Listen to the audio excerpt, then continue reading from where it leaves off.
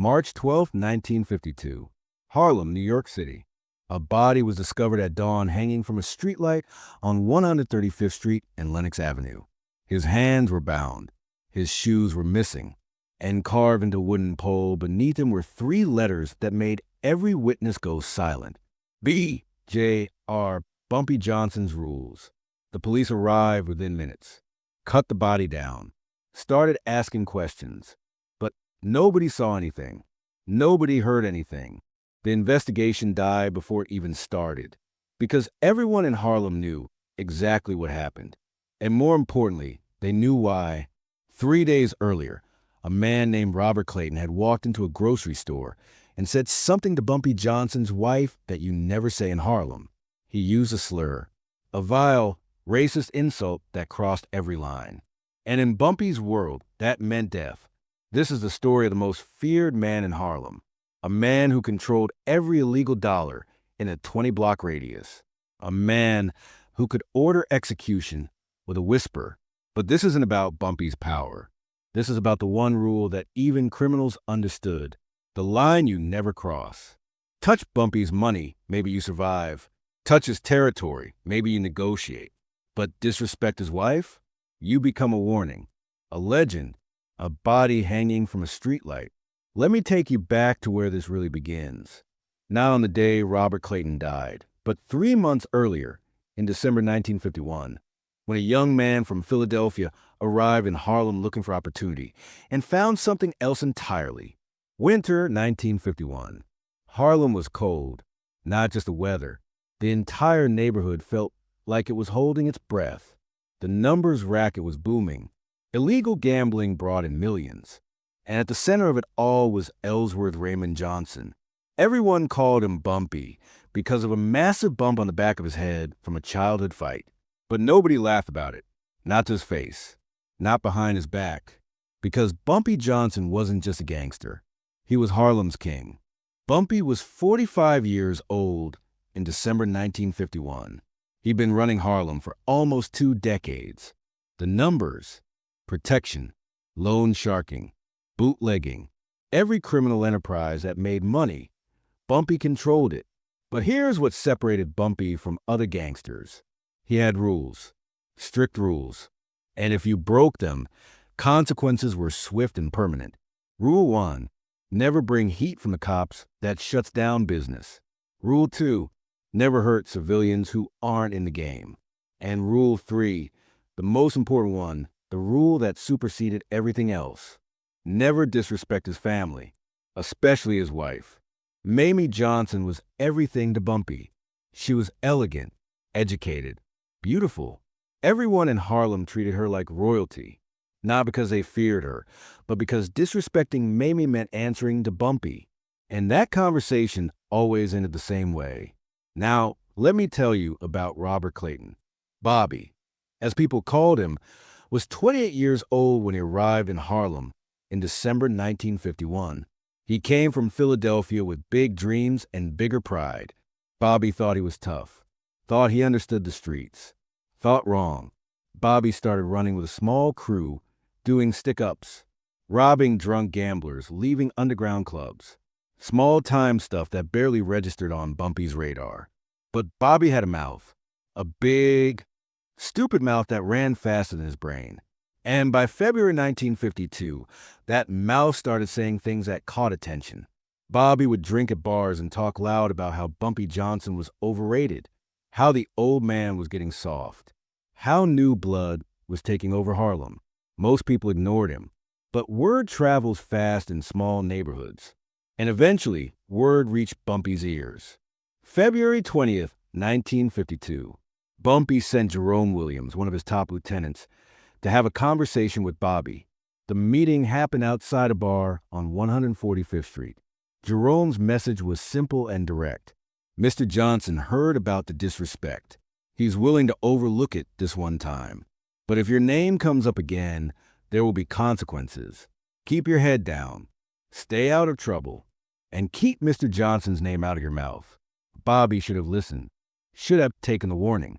Should have understood that Jerome showing up personally meant Bumpy was being merciful. But pride is dangerous. and Bobby's pride was about to kill him. Bobby told Jerome he wasn't scared of some old gangster. Said Bumpy's reputation was built on stories from the 1930s. Said new people were running Harlem now. Jerome didn't argue, didn't threaten, just looked at Bobby with something close to pity and walked away. Because Jerome knew Bobby Clayton had just put himself on a list, and people on Bumpy's list didn't stay alive long. But Bumpy was patient. He didn't order immediate retaliation, didn't send people to teach Bobby a lesson, because in Bumpy's mind, Bobby was a nobody, a loudmouth kid who'd either wise up or get himself killed doing something stupid. Either way, Bobby wasn't worth Bumpy's time. That calculation changed on March 9th, 1952, a Sunday afternoon. And what happened that day set everything in motion. March 9th, 1952, 3 in the afternoon. Mayme Johnson was doing something completely ordinary, shopping for groceries at Miller's Market on 125th Street. She went there every week. The owner, Jacob Miller, knew her well, always made sure she got the best produce, the freshest meat. Mayme was wearing a blue dress, white gloves, and a hat. She looked like she was going to church, not buying vegetables. The store had about 15 people inside. Mayme was examining tomatoes near the front when someone bumped into her from behind, hard enough that her handbag fell to the floor. She turned around expecting an apology. Instead, she found herself face to face with Robert Clayton. Bobby was drunk at 3 in the afternoon, swaying on his feet, smelling like cheap whiskey. And instead of apologizing, instead of recognizing who she was, Bobby looked at Mayme and said something that changed everything. He used a racial slur, a word so vile, so disrespectful, that the entire store went silent. People froze, because everyone knew, everyone understood what Bobby had just done. Mayme Johnson didn't scream, didn't cry, didn't respond at all. She bent down, picked up her handbag, and looked at Bobby with perfect calm. Then she walked out of the store, left her groceries on the counter, left without saying a single word. The silence in Miller's Market lasted maybe 10 seconds. Then Jacob Miller, the owner, locked the door and turned to Bobby. "Do you have any idea what you just did? Do you know who that was?" Bobby laughed. "Some uppity woman who needs to watch where she's going." Jacob's face went pale. That was Mayme Johnson, Bumpy Johnson's wife. You just signed your own death warrant. The laughter died in Bobby's throat. He tried to play it off, said he didn't mean anything, said it was an accident. But Jacob wasn't listening. He pointed to the door. "Get out. Don't ever come back. And if you're smart, you'll leave Harlem tonight, before Bumpy hears about this." Bobby left the store, but he didn't leave Harlem. Because even then, even knowing what he'd done, Bobby's pride wouldn't let him run. He convinced himself that nothing would happen, that Bumpy wouldn't care about some words in a grocery store, that he was overreacting. Bobby was wrong. Word reached Bumpy Johnson at 3:47 in the afternoon. We know the exact time because one of the witnesses later told a reporter he checked his watch, knowing that whatever happened next would be historic. Bumpy was at the Rhythm Club on 132nd Street, meeting with his top people about a shipment of illegal whiskey coming up from Virginia. Jerome Williams walked in, crossed directly to Bumpy's table, and whispered in his ear for about 30 seconds. Everyone in the room watched Bumpy's face. It didn't change. Not a flicker of emotion. No anger. No rage. Just cold, calculating focus. Bumpy stood up, buttoned his jacket, and said 5 words that would be repeated in Harlem for decades. "Find him. Tonight. No mistakes." Then Bumpy left to check on his wife. Bumpy arrived at his apartment on Edgecombe Avenue at 4:15, the most prestigious address in Harlem. Mayme was sitting in the living room drinking tea, composed, calm. They didn't discuss what happened. Bumpy kissed her forehead, told her he loved her, and then made a series of phone calls that would seal Bobby Clayton's fate. Meanwhile, Bobby was still out there, still drinking. Now at a different bar on 142nd Street, called Big Charlie's. And here's where Bobby made his second fatal mistake. He was bragging about the incident, telling people he'd put some uppity woman in her place. saying that Bumpy Johnson was all reputation and no action. At 9:15 that night, three men walked into Big Charlie's. The bar had about 30 people inside, music playing, conversations happening. The three men didn't announce themselves, didn't say anything, just walked directly to Bobby Clayton's table. And suddenly everyone else in the bar remembered they had somewhere else to be.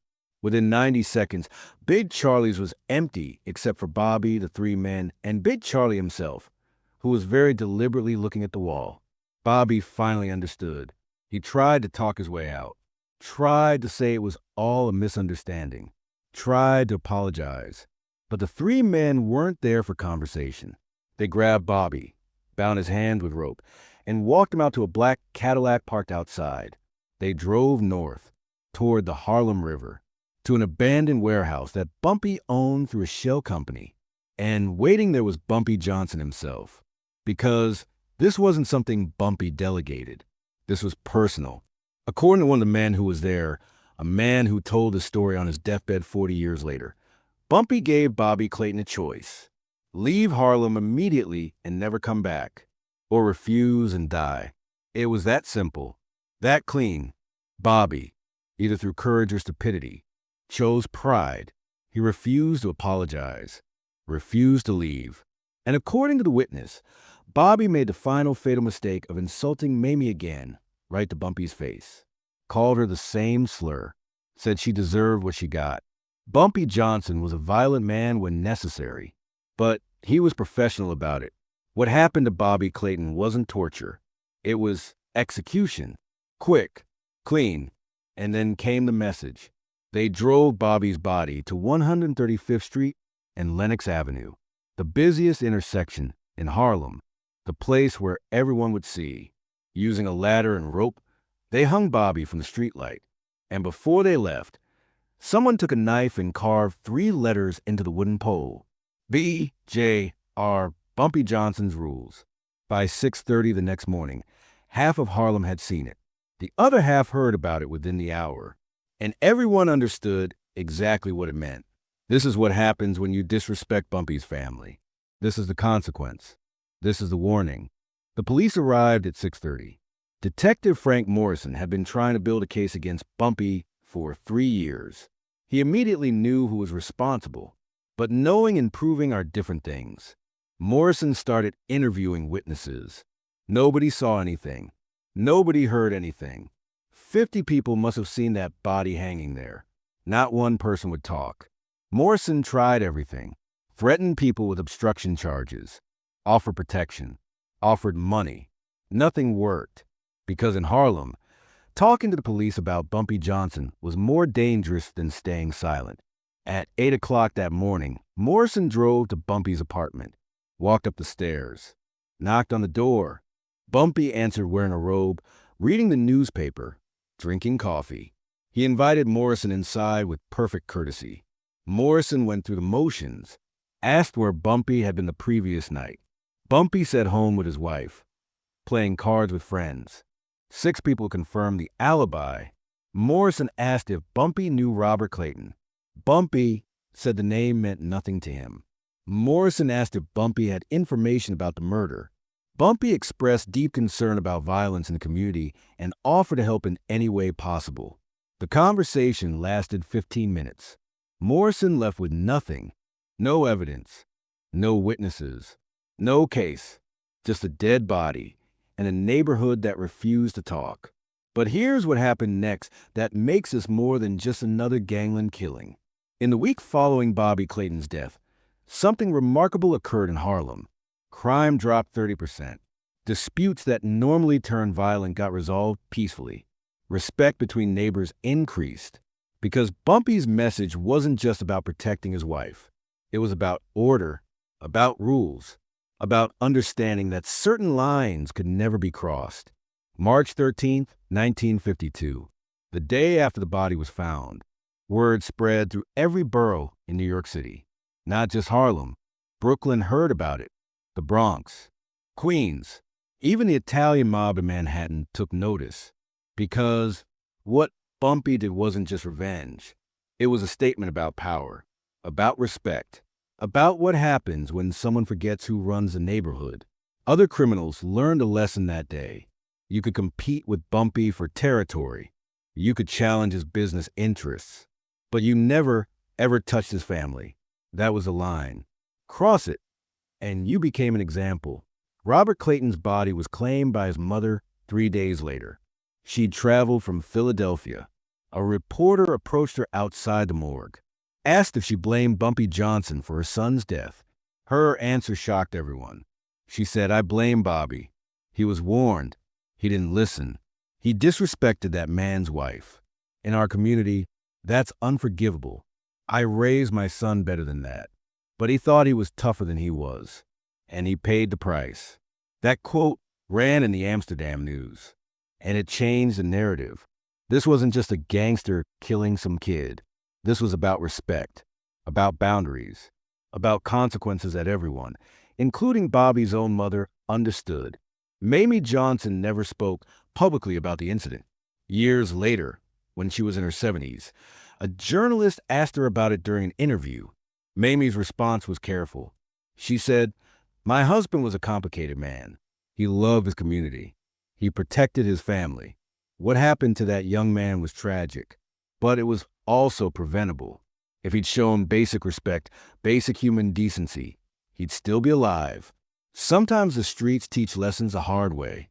That was all she ever said about it. But people close to the family told a different story. They said Mayme was upset, not because she felt sorry for Bobby, but because she knew it brought attention to Bumpy. Heat from the police. Scrutiny from rival gangs. She thought the message could have been sent another way. But Bumpy disagreed. In his mind, some violations required public consequences, required the kind of clarity that left no room for misunderstanding. The streetlight where Bobby Clayton died became something of a landmark in Harlem. Not officially. The city never put up a plaque. But older residents would point out to younger ones, tell the story, explain what it meant. That streetlight stood for another 30 years before being replaced. And even now, locals still call that corner Clayton's Light. In 1968, when Bumpy Johnson died of a heart attack, thousands attended his funeral. Malcolm X's widow, Betty Shabazz, was there. Adam Clayton Powell Jr. gave a eulogy. Frank Lucas, Bumpy's protege, was there. And among the mourners were dozens of people who'd known Bobby Clayton, who'd seen what happened, who understood why it happened. One of them, a man named Thomas, who'd been in Miller's Market that day, spoke to a reporter after the funeral. He said, "People who didn't know Bumpy think he was just a killer, just a gangster. But he was more than that. He was the man who kept order when the police wouldn't, who settled disputes when courts didn't care, who protected people when nobody else would." What happened to Bobby Clayton was brutal, but it was also justice. Street justice. The only kind we had. That perspective became common in Harlem. The official story was that Bumpy killed an innocent man over an insult, but the street story was different. Bobby wasn't innocent. He'd been warned. He'd been given chances, and he chose pride over survival. In that world, with those rules, death was a consequence. Years later, in 1985, a sociology professor from Columbia University did a study on informal justice systems in urban communities. He interviewed over 100 older Harlem residents, asked them about Bumpy Johnson, about the Bobby Clayton incident, about whether they thought it was justified. 73% said yes. They said Bobby crossed a line that everyone understood, that disrespecting a black woman with a racial slur was unforgivable, that Bumpy's response, while violent, maintained order and respect in a community that the legal system had abandoned. 20% said they didn't know, that it was complicated, that they understood both sides. Only 7% said it was pure murder. Those numbers tell you everything about how Harlem viewed what happened. This wasn't seen as a crime. It was seen as enforcement of community standards. Brutal enforcement, permanent enforcement, but enforcement nonetheless. The professor published his findings in a paper called Street Justice and Community Standards in Post-War Harlem. It became required reading in criminal justice programs because it explained something that textbooks couldn't, that in communities where official power offers no protection, Unofficial power fills a void, and that unofficial power operates by its own rules. Rules that everyone understands.